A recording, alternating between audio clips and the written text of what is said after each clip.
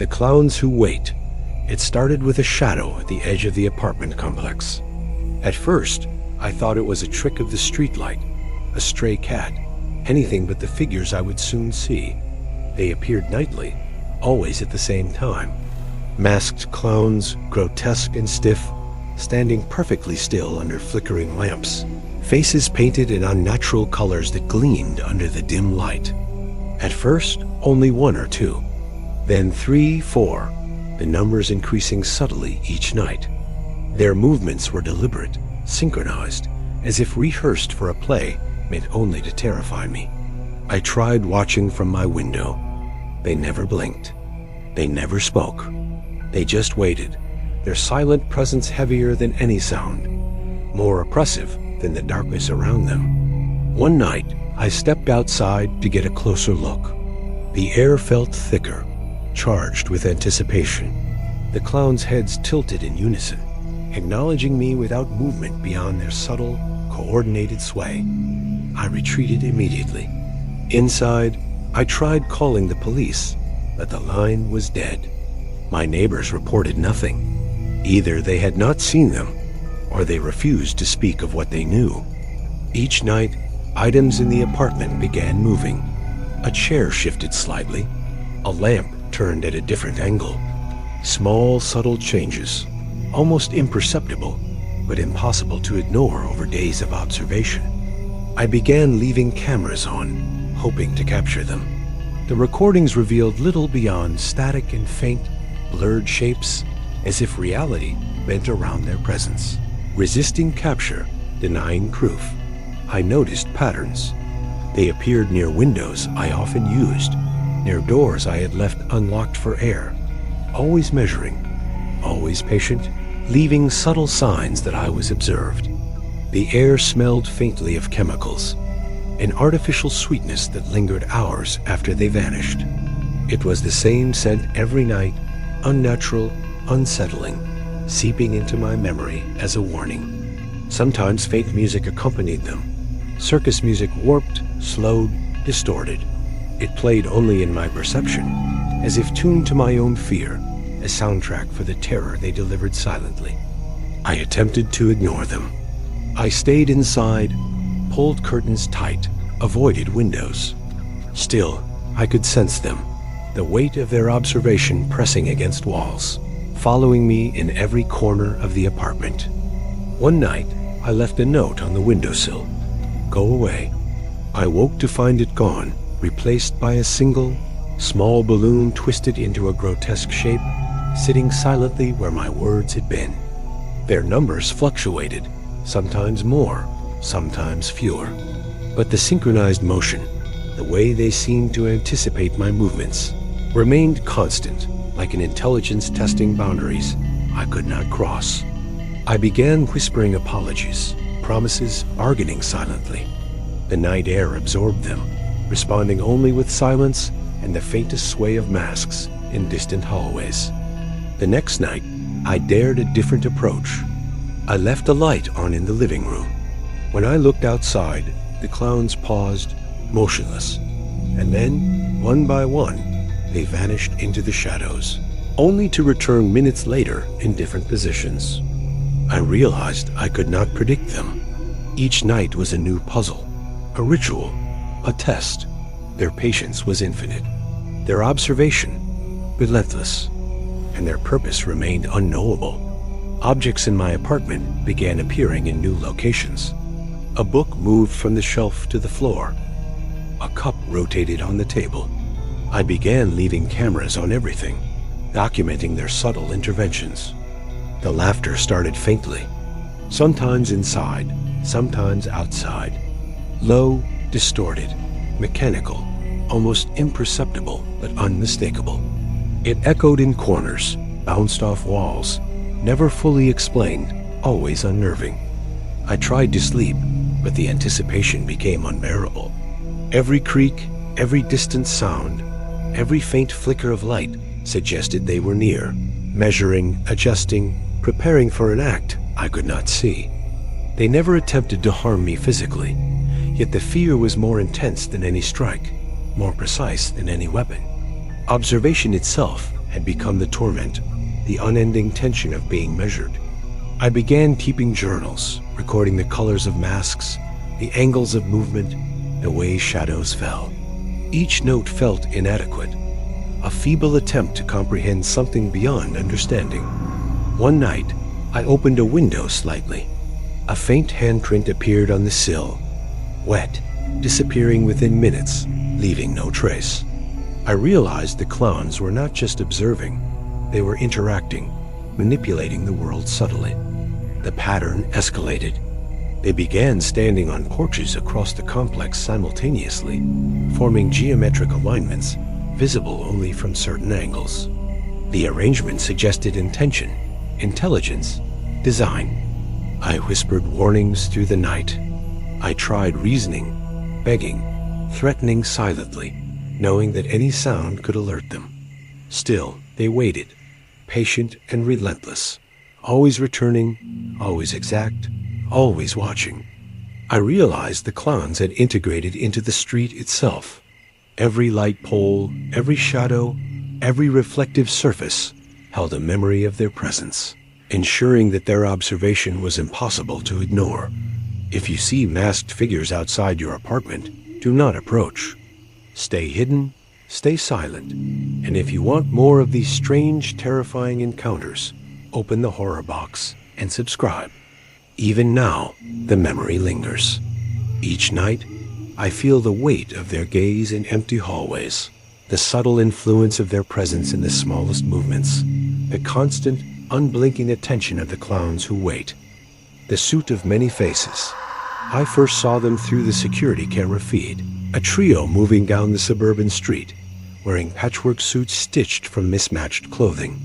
Their masks were featureless, but somehow unsettling, as if they knew exactly who I was. They approached homes with calculated precision, each step deliberate, slow, as though rehearsed countless times. The rhythm of their movements felt almost musical, a cadence designed to unnerve anyone who dared watch. One night, I peeked through the blinds.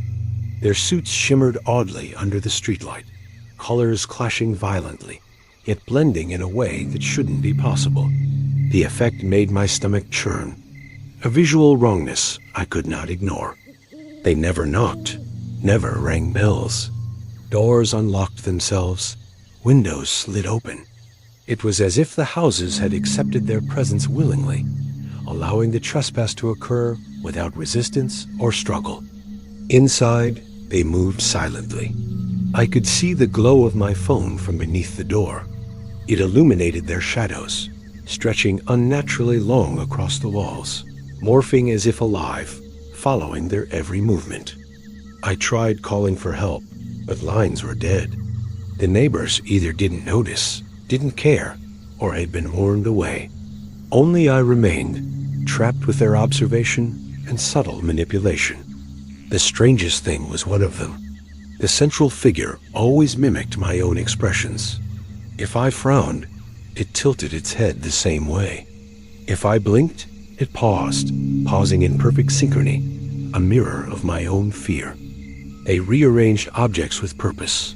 Chairs stacked at impossible angles, dishes placed in silent patterns, notes left on counters in cryptic, precise handwriting. The intent was unclear, but it radiated menace. Every night they returned, timing their visits like a pulse I could not escape. Their presence became a rhythm in my life, something I counted, measured, and dreaded simultaneously. I noticed that one suit's patchwork seemed to change subtly. Colors shifted in impossible patterns. The figure moved differently than before, learning, adapting, evolving its mimicry to match my behaviors more accurately. Their silence was complete, except for the soft scraping of shoes across hardwood floors. Each sound was amplified by my own anxiety, echoing in ways that seemed to stretch time, making moments unbearably long. I began documenting everything: positions, times, patterns, alterations in their patchwork suits. Each note made me feel slightly safer, though I knew observation alone offered no protection. Sometimes I swore the central figure spoke without sound. The lips moved, but no words emerged. I felt the intent, the communication, an unspoken understanding that I was being cataloged, studied, anticipated. I tried leaving the house for a few minutes, thinking distance would help. When I returned, objects were out of place, subtle distortions that suggested my absence had been noted and tested, a lesson in vigilance and fear. Their visits escalated. I woke to find shadows casting shapes that were not human, angles of light impossibly skewed, colors of the patchwork suits bleeding into the room unnaturally. I whispered warnings to myself, apologies, rationalizations. Nothing changed. They observed, they learned, and they returned night after night, each visit more precise, more calculated than the last. I realized I could not anticipate them.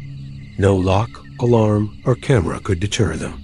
Their presence existed beyond ordinary comprehension, a deliberate violation of home, space, and safety. One night, I left a recording device outside, hoping to catch their movements. The footage was distorted, warped, revealing only blurred motions of colors, shapes, and the soft echo of steps that never seemed to touch the ground. I began sleeping in shifts, keeping one eye open at all times. Every creak, every whisper of air, every subtle color shift made me freeze, listening for the suit that mirrored my movements, anticipating every gesture. Sometimes, I caught glimpses of a face beneath the patchwork mask my own expressions reflected grotesquely back at me, a mimicry that sent chills down my spine and made me question reality itself. The trio became a fixture in my life. I moved cautiously, aware that each day's habits had been observed, measured, and recorded. The line between observation and threat blurred with every visit. I tried leaving notes, leaving lights on, leaving decoys. They ignored everything. Their purpose was not theft, but something subtler, more invasive. They were measuring, learning, feeding off fear itself. The mimicry escalated further. I once waved and noticed the central figure paused, mirrored the motion, and paused again, holding it too long, too perfectly, as if testing the limits of my awareness. If you encounter intruders in strange suits, do not engage. Do not confront. Stay hidden, remain calm, and if you want to witness more impossible, terrifying encounters, open the horror box and subscribe. Even now, I can feel them observing from the corners of my mind, their patchwork forms shifting in memory, calculating, patient, unyielding, always learning. The suits of many faces are never forgotten. The Black Ribbon Crew. It began as a rumor, a group moving through neighborhoods at night, dressed in black robes, faces hidden behind long flowing ribbons. They didn't steal. They didn't break things. They simply appeared, moved silently, and left marks no one could understand. The first time I saw them, I thought they were a prank. A group of teenagers in costume, maybe performing some strange ritual, but their movements were too coordinated, too rehearsed, too perfectly timed to be random. There were 4 of them. Each walked with a distinct rhythm, ribbons fluttering soundlessly, even though there was no wind. They stopped in front of houses and stood there, motionless, for minutes at a time before moving on. When they reached mine, I froze behind the curtain. One of them raised a hand, pale, long-fingered, motionless for an unnatural span of time, and traced something in the air. I felt the vibration of it, like a sound too low to hear. The next morning, I found thin black ribbons tied around my doorknob, knotted in complex loops that didn't make sense. When I touched them, they felt damp and left a faint, inky residue that smelled faintly metallic. That night, they came again. This time, they didn't stop outside. The front door unlocked by itself, slowly, with an audible click. I stood frozen, the air around me thick and vibrating again, as though the entire house was humming. I heard footsteps moving in unison 4 pairs, soft and deliberate. I hid behind the couch, barely breathing. They entered the living room and stood there for several long seconds. the sound of the ribbons shifting quietly against their robes. One of them leaned its head, ribbons brushing the floor.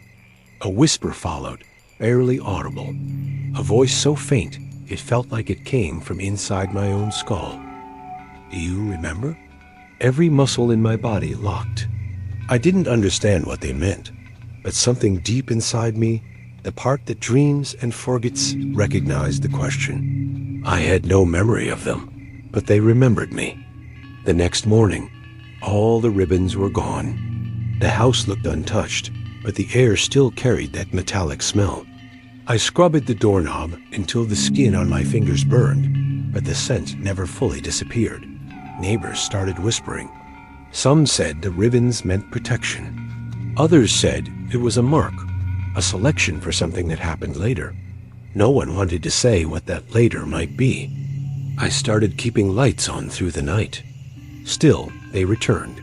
Every night at 3:33 a.m. The exact time, never early, never late.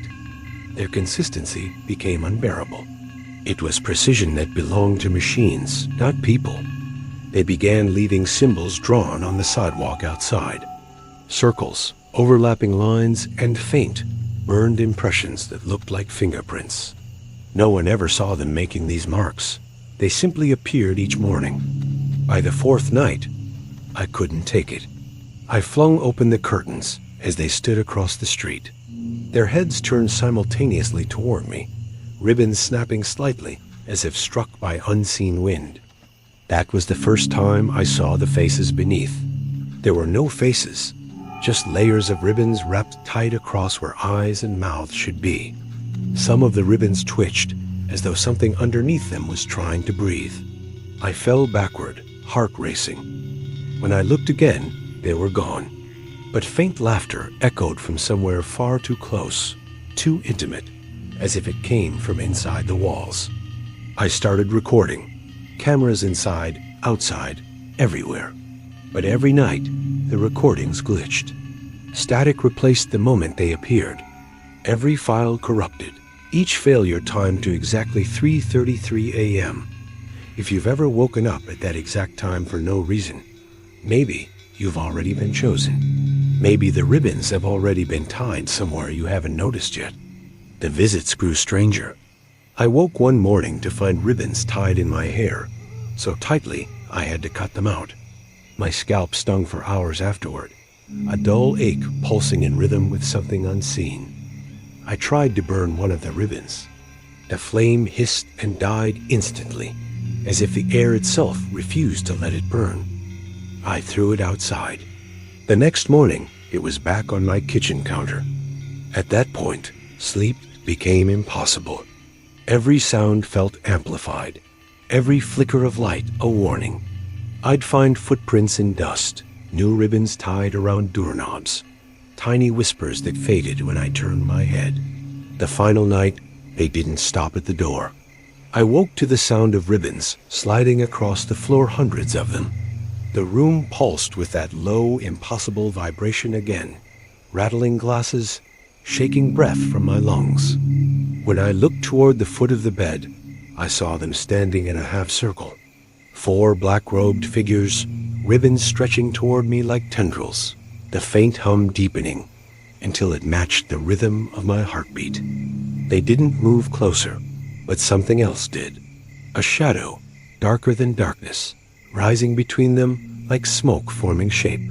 It bent forward, close enough that the room itself seemed to lean away.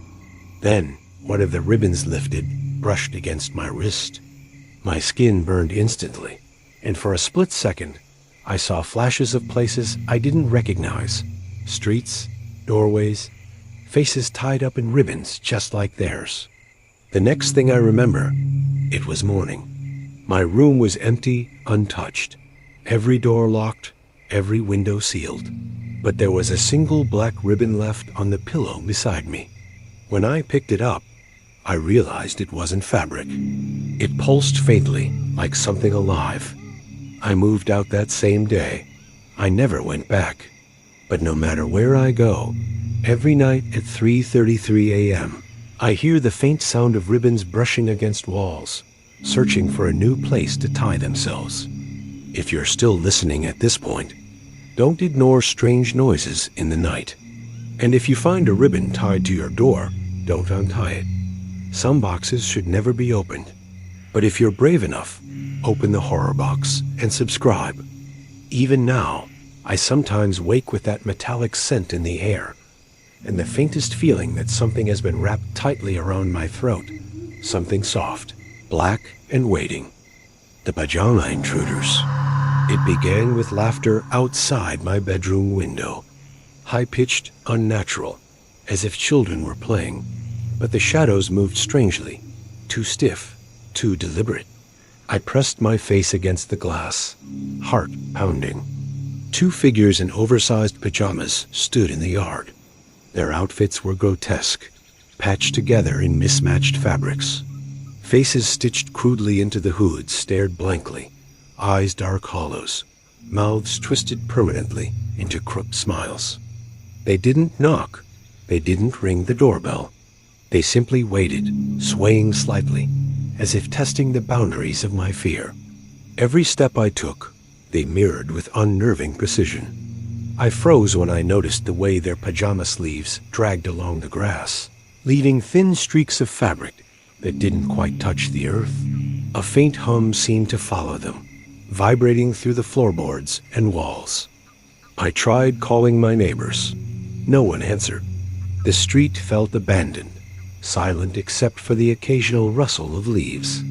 But the figures remained, patient, observing, the stitched mouths tilting toward me, as if amused. One entered my yard, the others following silently behind. They didn't speak. Their movements were ritualistic, stacking lawn chairs, arranging toys left outside, moving in patterns that were unnerving and precise. I reached for my phone. The battery was dead. I grabbed a flashlight.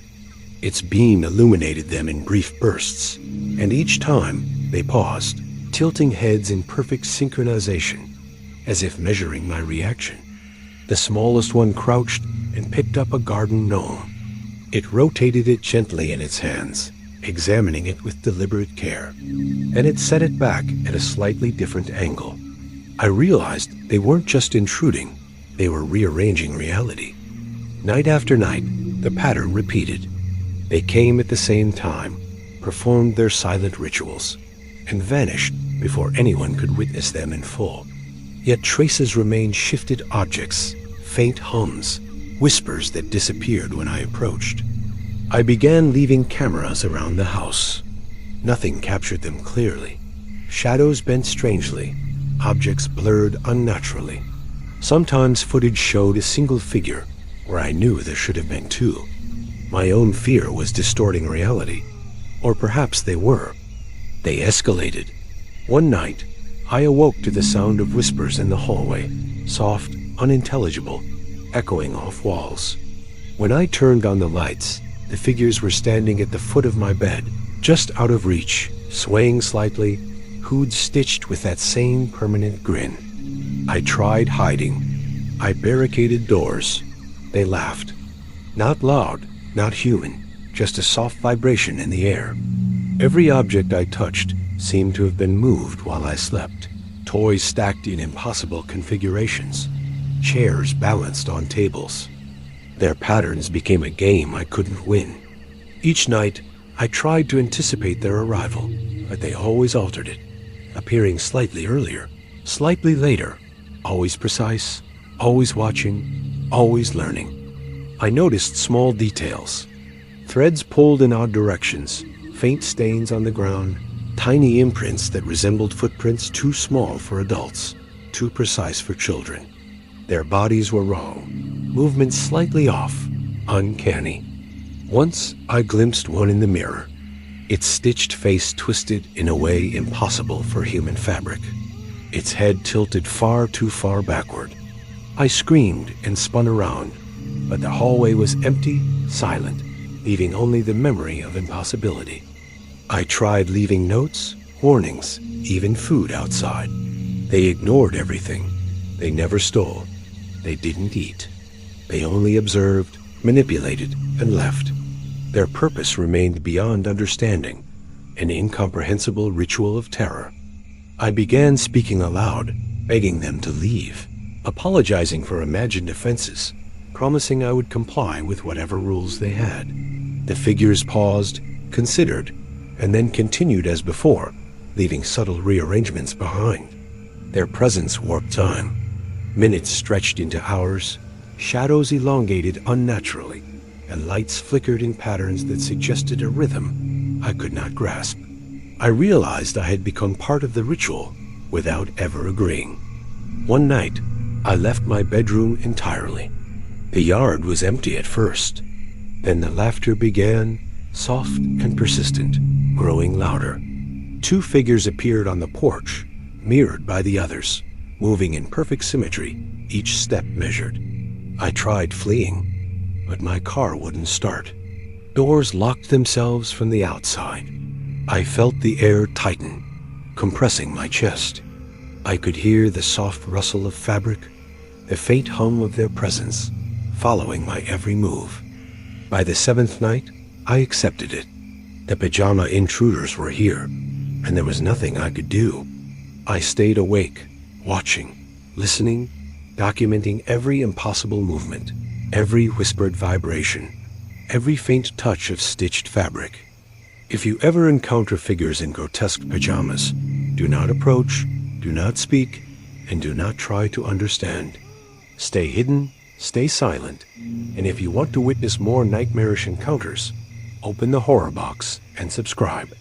Even now, I can feel their stitched faces lingering at the edges of perception, swaying in darkness, performing a ritual I will never comprehend, leaving traces in the world that I cannot ignore. A carnival of shadows. It started with faint music drifting from the street. A warped carnival tune, slowed and distorted, barely audible over the wind. I pressed my ear to the window, heart pounding, certain something unnatural had appeared. Figures emerged under the flickering streetlights, wearing tattered carnival costumes. Colors clashed in impossible ways, painted faces twisted, smiles stretching too wide. Their masks shifted slightly, as if breathing, watching, and somehow aware of me. At first, they stayed near the park. Then they moved closer, synchronized steps across lawns and sidewalks, careful not to make a sound. Their rhythm was uncanny, deliberate, impossible for ordinary humans to maintain. I tried to rationalize. A theater troupe? Street performers rehearsing for Halloween? But their movements were precise, unbroken. A choreography designed to unsettle, calculated to provoke fear without a single word spoken. The closer they got, the more details emerged. Masks that seemed alive, twisting features subtly. Eyes that caught light in impossible ways. Hands that moved slightly faster than their bodies, brushing surfaces without touching them. I grabbed my phone. Dead battery. I tried shouting. No response. Their attention was not ordinary. They didn't hear me. They knew I was there. They observed from a distance, studying my reactions, testing boundaries I didn't even realize I had. One stepped forward, alone, separating from the others. The mask tilted, expression impossible to read. A faint metallic hum emanated from somewhere nearby, vibrating through the floorboards and walls of my apartment. They didn't knock. They didn't ring doorbells. Doors unlocked themselves. Lights flickered in patterns that suggested intent. Objects shifted subtly, out of place by morning, reminders of their presence without any traceable cause. Every night the ritual repeated. Music drifted from no source. Shadows stretched in ways that defied geometry. The figures performed silent acts outside, leaving behind faint symbols etched into the asphalt, glowing faintly before fading with the dawn. Neighbors whispered about glimpses of figures in the dark. Some laughed nervously. Others moved away quietly. But for me, the terror escalated nightly, awareness growing into obsession. Every flicker of motion, a signal I could not ignore. I tried capturing them on camera. Each night the footage warped. blurred shapes, flickers of impossible motion. My own fear seemed to bleed into the recording, reality bending around their presence in ways I couldn't explain. I started documenting every movement, every shift of color, every odd pattern in their performance. The figures adjusted subtly, avoiding cameras, anticipating my observation, turning my efforts to control into another layer of terror. One evening, the central figure paused beneath my window, head tilted, mask twisting, eyes somehow catching my reflection perfectly. It was deliberate, intentional, a test. My breath caught as time seemed to stretch unnaturally around the motionless figure. I whispered apologies into the darkness, pleading silently, offering bargains. Nothing changed. They continued their pattern, weaving through the street, interacting with objects, leaving traces that couldn't be touched or destroyed. The next night, they advanced further. The synchronized steps became a dance across lawns, porches, sidewalks. The music followed, faint yet persistent, shaping the air, drawing my focus, a soundtrack tuned to my own fear. I dared to step outside once. The air was thick, almost viscous, vibrating with their presence. I froze.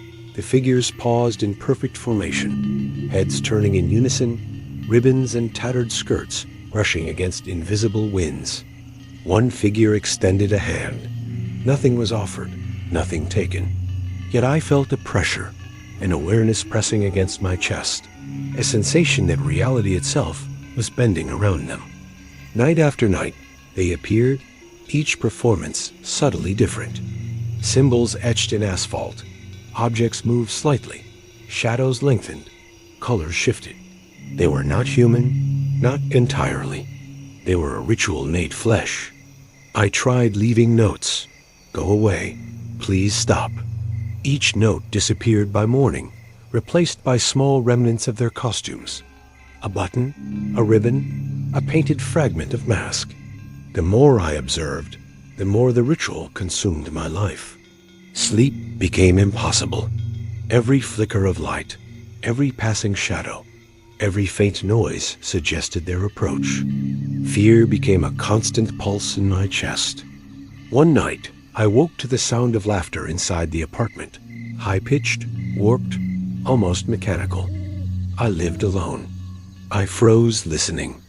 The music from the street synchronized perfectly with the sound, as if the building itself had become part of their performance. I considered leaving, but the street, the neighborhood, even the sky seemed theirs. Every exit felt like a stage for the next act.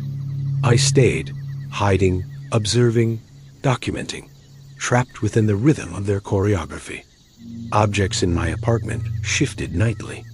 Chairs stacked unnaturally, lamps angled impossibly. I could not understand their logic, yet it radiated menace, a pattern designed to unsettle and break my perception. The final night I stayed awake, I saw them converge outside in a perfect circle, masks shifting slightly, subtle smiles widening. One figure, taller than the rest, tilted its head toward me, acknowledging my presence, testing my fear. I whispered, "I'm watching," though I knew nothing would change. The figure remained still, ribbons brushing the ground, colors flashing in impossible patterns. It paused long enough to imprint itself in memory before vanishing into darkness. The music lingered, the air still vibrating, shadows stretching and contracting in impossible rhythms. I knew the Carnival of Shadows was patient. It would return again and again until the street, the neighborhood, and perhaps even the world itself became its stage. If you ever notice figures in twisted carnival costumes outside your home, do not approach, hide, stay silent. And if you want to see more strange, terrifying occurrences, open the horror box and subscribe.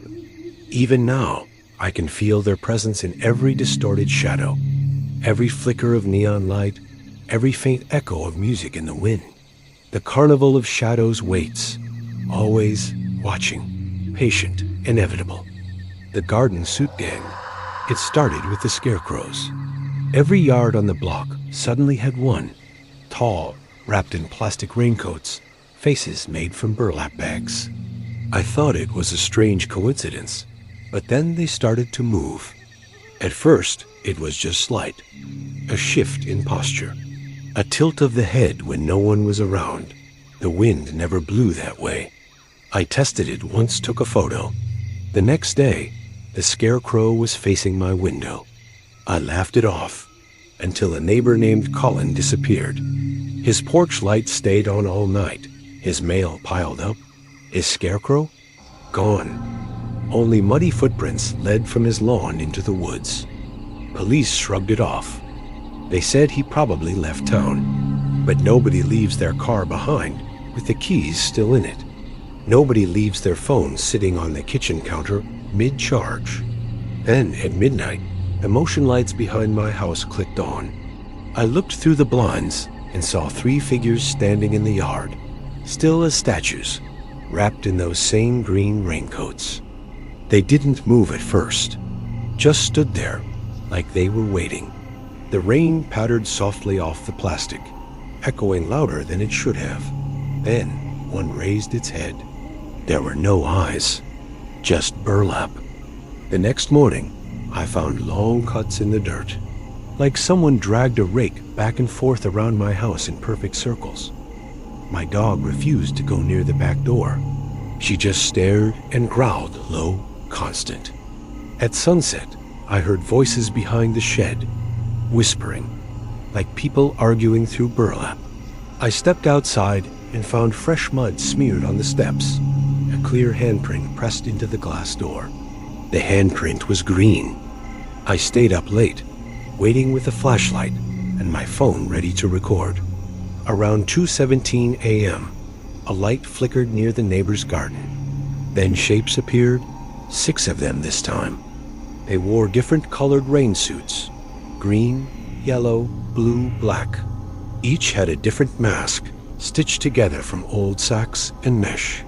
They carried gardening tools, rakes, shovels, hedge clippers, but they weren't gardening.